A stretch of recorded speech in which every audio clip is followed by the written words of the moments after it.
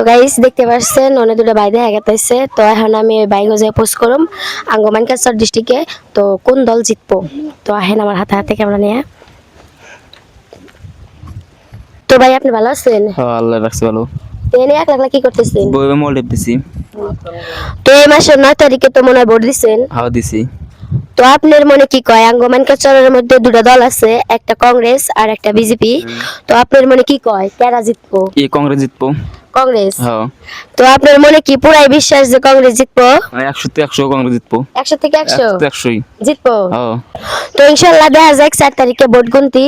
তো 4 তারিখে রেজাল্ট আইবো। তো এখন কংগ্রেস জিতে না এজিপি জিতে, তো দেখা যায় এখন কেরা জিতে না জিতে এখন 4 তারিখে ভোটে বোঝা যাবো। ইনশাআল্লাহ 4 তারিখে কংগ্রেস জিতবো। 4 তারিখে জিতবো। এই যে আপনার মনে এরকম পুরো বিশ্বাস তো? এনে এর কাম নাই, এজিবির খাওয়া নাই এজিপি টেজিপি খাওয়া নাই। না। তো আমরা বাইরে করতেছে এজিপি তো কোনো খাওয়া নাই, কংগ্রেস জিতবো করতেছে। তো 4 তারিখ আলে পাতে আমরা দেখা পারো এখন কংগ্রেস জিতে না এজিপি জিতে।